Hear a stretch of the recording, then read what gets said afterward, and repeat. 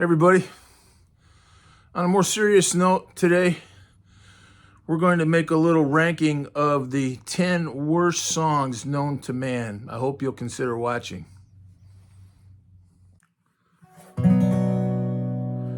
Feelings. Whoa, whoa, feelings.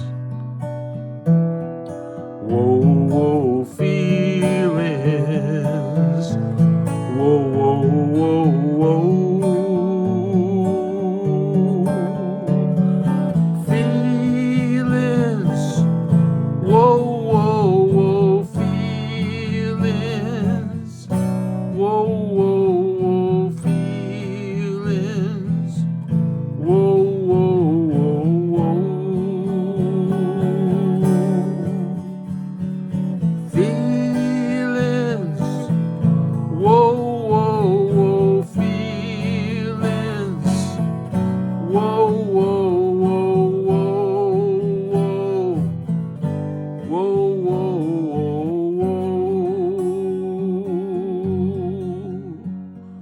Whoa,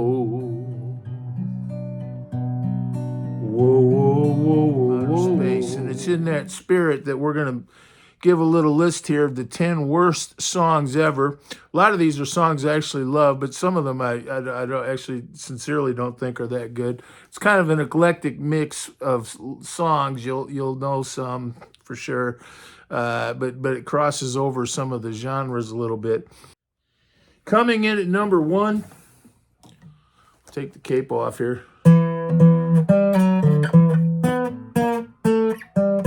Iron Butterfly, 1968. And I gotta do. You know why? You know why that's one of the best worst songs ever? Because it's 18 minutes long. And for some reason, I just find it hilarious. I always sort of have. Since I've gotten a little older, I've realized the hilarity of that great song. It is a great song, Iron Butterfly. But one of the things that always comes to my mind is I remember when I was a kid and our band, we had bands, we'd play in our parents' basement or whatever, but we couldn't play anything. But every once in a while, we'd be able to come up with a riff that sounded good on, like How Many More Times by Led Zeppelin, kind of easy, but kind of cool sounding. And mostly we couldn't play anything, but once we hit one of those licks that sounded good, man, we would play that for 20, 30 minutes, just, in all our 15-year-old juvenile glory. And that's sort of what Inagata Davida reminds me of, just that kind of juvenile music, that was just went on and on. I think it's funny that the album track was like 18 minutes long, then the single was like 2 minutes long, so they cut out like 16 minutes of that to make the 45. And I think a lot. The other funny thing about Inagata Davida is if you look at the liner notes of that album, it's just they took it so seriously, like my influences range from Bach and Mozart to Duke Ellington, and just and meanwhile they're playing the same riff over and over again for like 20 minutes, well, along with big long drum and organ solos. But it's a great song, but it always, for some reason, it always reminds me of being about 14 and just learning the guitar. Like when you finally hit a riff that you could play that would sound good, you just play it forever. And it was like the glory of youth. Then when you got a little older, you realized how repetitive it was. And it is sort of funny. It's sort of a human nature a little bit. Coming in at number two was Feelings. Now, you heard my rendition of Feelings there at the beginning. It is a great song. And it was translated from the French, so I think there's been some dispute even over the authorship of the song. But anytime you have a song that makes liberal use of the classic syllabic phrase, whoa, whoa, whoa, you're dealing with the great song. Whoa, whoa, whoa. That's right. Feelings. Whoa, whoa, whoa, feelings. Whoa, whoa, whoa, feelings. Whoa, whoa, whoa, whoa. Feelings. Whoa,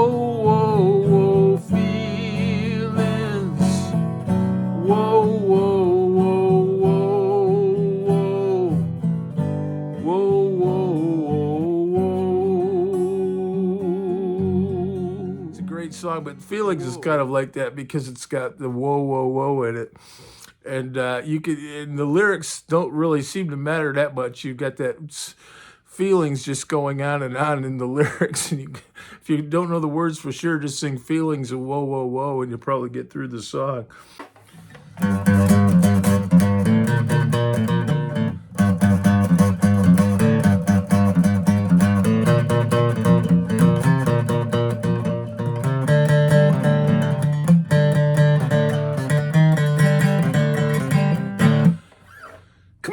Come on now, touch me, babe. Can't you see? Touch me, babe. The Doors. That's got to be the best, worst opening song. I can't. I was trying to recreate it in a humorous way. Come on. Yeah, he goes. You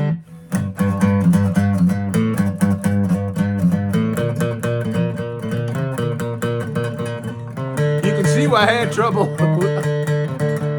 Here we go. Come on now, touch me, babe. The Doors.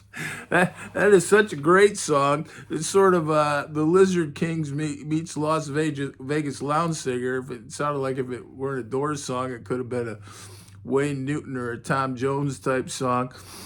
But it's a great one. You just know that was like take 189 or something. And they just said, the hell with it.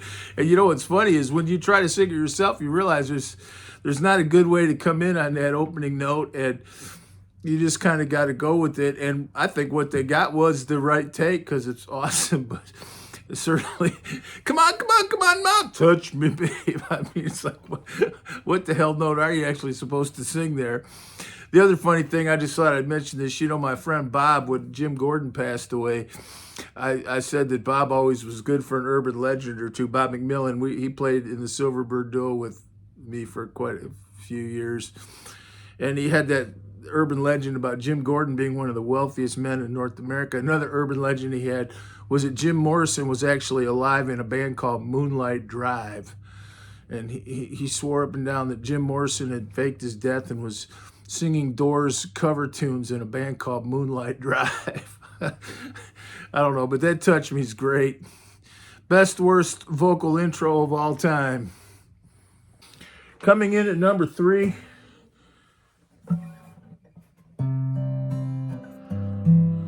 Love me tender, love me true. What a great song.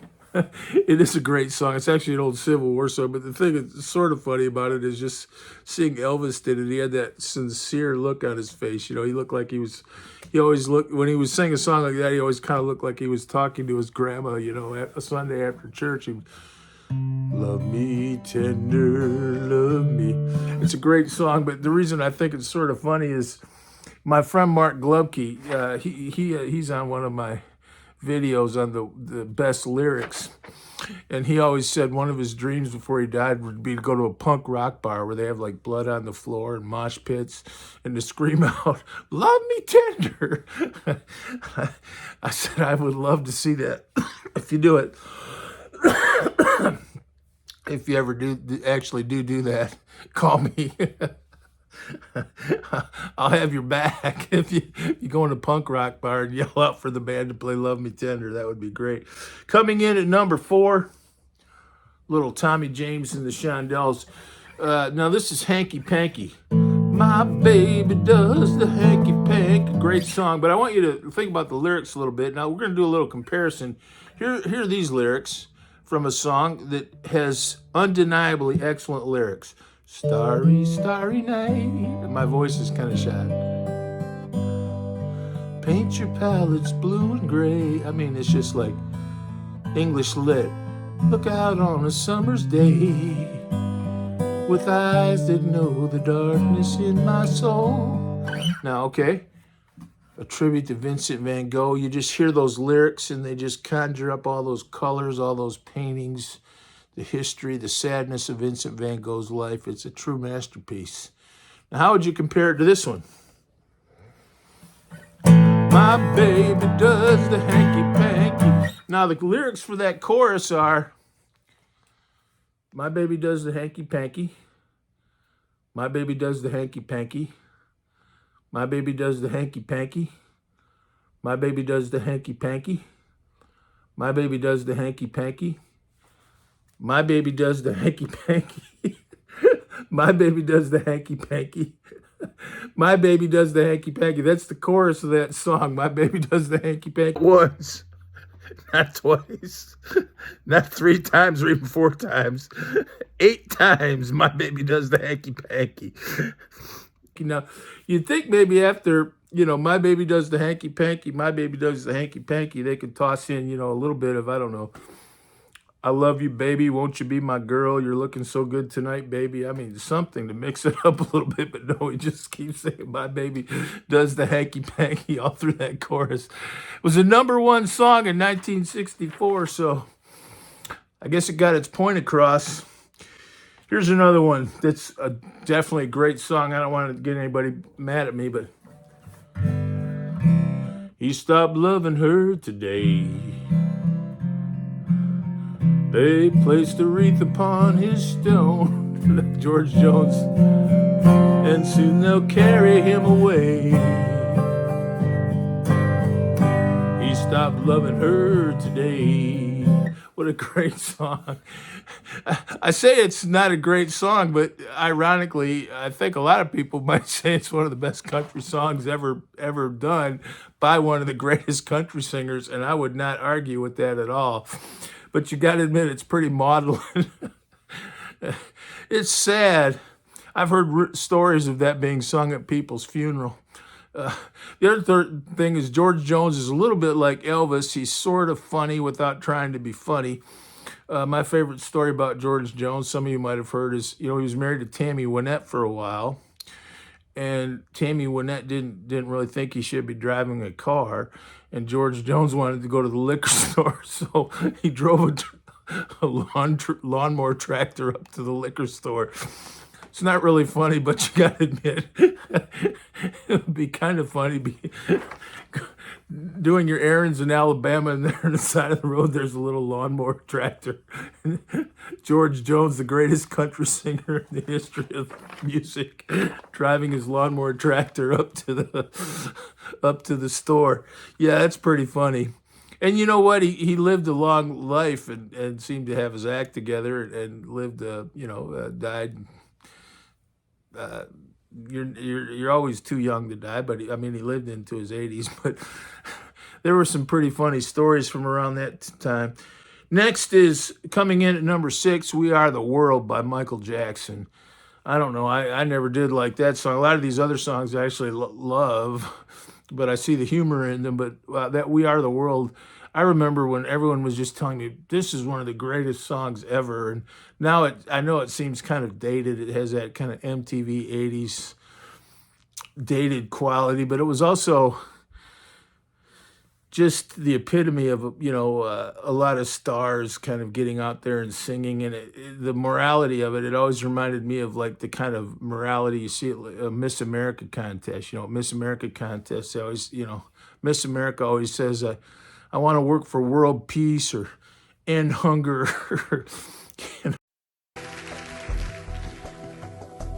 Thank you. Judge number 5, Amy Teagarden. Okay. Recent polls have shown 1/5 of Americans can't locate the U.S. on a world map. Why do you think this is?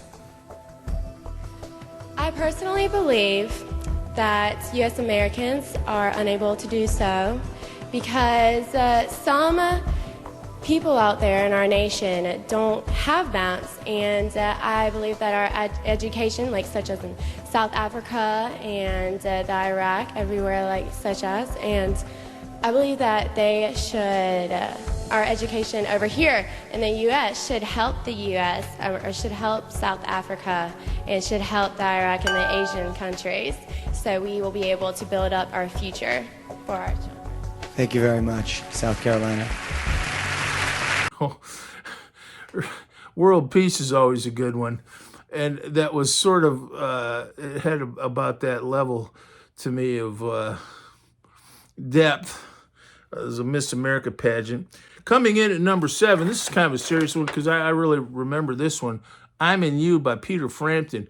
Now, that was actually, I think, his biggest hit, but I also remember how it tanked his career because I remember when that came out pretty well. Some of these I learned later from playing in bands or something and got exposed to them.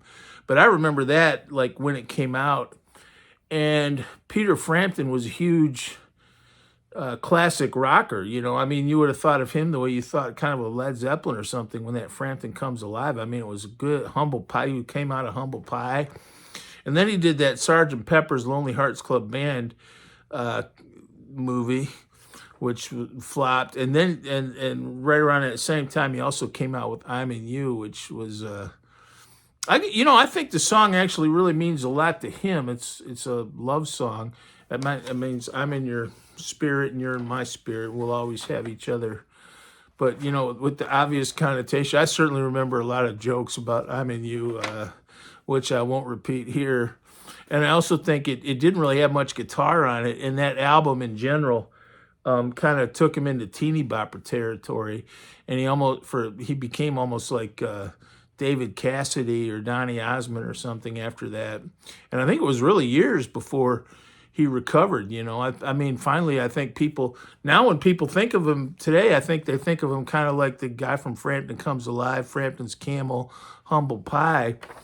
And it just shows you, but time has sort of healed that. But for years, I mean, he kind of fell off the face of the earth. And I think that song and that album, but even that song in particular, really hurt his career. I guess it means a lot to him, but the song certainly didn't do that well. And that album was clearly kind of an attempt to get the teeny bopper market. And I feel like the record companies probably pushed him in, and the arrangement wasn't a classic rock type arrangement. It was coming in at number 8. See if you remember this one. Well, let's see. I'm a little bit country, and I'm a little bit rock and roll. Donny and Marie Osmond. Again, I say it with some affection because they're those people. They're survivors of a lot of years in show business, and it's kind of like Dolly Parton. A lot of those people, the only way you survive is to have genuine talent and authenticity, which they do have. But I remember people used to make fun of that song. They had that other one. He lived on the morning side of the mountain, and she lived on the twilight side of the hill. I think when Donny and Marie were a duo, they were always looking for songs that would kind of I don't want to call it a gimmick, but songs where they could kind of complement each other, like a brother and a sister singing. But that I'm a little bit country and I'm a little bit rock and roll I certainly remember people making fun of that. Although, you know what? People still remember it all these years later, so it couldn't have been that bad. You know, that's the test of time, actually, isn't it? And it was probably a pretty well-written song, kind of clever. Okay, number 9. I don't want to say too much about this, but Teddy Bear by Red Sovine, among other Red Sovine songs. If you know who Red Sovine was, he was a country artist. And a lot of his songs I remember hearing were recitations. And they were all kind of like the perfect country song by David Allan Coe, where you got to have a truck and, some hard luck situation, mama, family, sentimentality. Only they were serious. So you had Teddy Bear was a little kid. Sadly, he was a paraplegic and he was in a wheelchair. And his dad died. I mean, you can't get much worse than that. And he lived alone with his mother. And now that his dad had passed away and he was in a wheelchair, they didn't have any money. And his mom had to work all the time, and he would get on his dad was a trucker, and he would get on his dad's CB radio and talk to the truckers, and his handle was Teddy Bear. And he would say, "This is Teddy Bear, can you talk to me, truckers?" It's not really funny, but it's a tearjerker, man. If you listen to that and don't get a tear in your eye at the end, it's a tearjerker. But man, it's got a little boy in a wheelchair who I think the song calls crippled, which is a word that we sort of retired. That was sort of a older term for someone who's been handicapped. Plus his dad died. At least, and then the family didn't have any money. At least he wasn't trying to work to pay for his mom to have an operation. That was one thing they forgot to put in that song. But And Red Sovine just does it. I mean, it's great. It's got just like a. Well, I was driving in my semi, and I heard a little boy come on the radio. He said, "Talk to me, truckers. This is Teddy Bear. You read me?" I said, "I read you, Teddy Bear. Where are you?" He said, "I'm over here at my house, but I can't get out of my chair. And my dad just died, and my mama works 3 shifts, 19 hours a day, and I'm just here on my poor dead father's CB radio." It's not really funny, but it is sort of, I'm not the only person that ever saw at least a little bit of maudlin tearjerker quality in that song, and I'm not making fun of it, but then at the end, all the truckers that hear him on the radio, they form a big convoy. It's very much like a convoy era, Smokey and the Bandit era CB song, and all the truckers come to the little Teddy Bear's house, and they all give him rides in the truck, and they all take a big offering and give it to his mother, and so there's a kind of happy ending and prayer. It's, at the end, the mother thanks God for the truckers that, helped her out so much and made her little boy so happy. And so it's a nice song, and I certainly support the values and the sentiments of it, but it wasn't subtle, let's put it that way. Here's number 10. Let's see. We had joy, we had fun, we had seasons in the sun, but the wine and the song, the seasons are all gone. I don't even want to say it. Do you get in trouble for saying it on YouTube? But it's a song about someone that's going to do themselves in. We had joy. So, goodbye, my friend, it's hard to die. When all the birds are singing in the sky. I don't remember it that well, but I remember it was just morosely maudlin. But a great song. I actually, again, it's still, I still remember it. It's kind of one of those songs that burns into your brain. I mean, that was out when I was a kid, and I still remember it pretty well. I've never played it. But you know what? Those are all great songs. A few of them are better than others. The Michael Jackson song, I kind of meant it. I just remember that it sort of epitomized to me the hype of the MTV era. And also the idea of all those rich stars singing about "We Are the World" and "Feed the Children" and everything. That's great, but I mean, I'm not saying those are bad things to do, but I don't know. It always had that kind of Miss America pageant quality, where Miss America kind of gets out there and says, "I want world peace," or something like that. And then they're off to the next public relations gig, But those are great songs. I'm not mocking them in any way, but they do have some humorous elements, and certainly some of those are really great songs. The other one is In-A-Gadda-Da-Vida. That's just, you forget those guys were all young back then. They were, and that was classic rock. It wasn't really commercial music, so I just picture them sort of like me and my friends, just like getting their instruments out, finding a riff that sounded great and just playing it for 20, 30 minutes without stopping, and just the glory of playing it over and over again, driving everybody crazy. That's what I think of In-A-Gadda-Da-Vida. Great song. But it's funny, it's sort of funny that the album version was like 20 minutes long and the 45 was like 2 minutes long. So there was 18 minutes of stuff they just cut out. It didn't really affect the actual song. It was like 2 minutes worth of stuff. It was also kind of pretentious. I think it was about Adam and Eve in the Garden of Eden. And, it had this, it's like some of those Donovan songs. I like songs about mythology and history and literature and everything, and some of those can get kind of pretentious or maudlin, and I think maybe In-A-Gadda-Da-Vida had a little bit of that as well. But those are my thoughts. Great songs, all mostly. Thank you. God bless. Once, not twice, not 3 times or even 4 times, 8 times my baby does the hanky panky.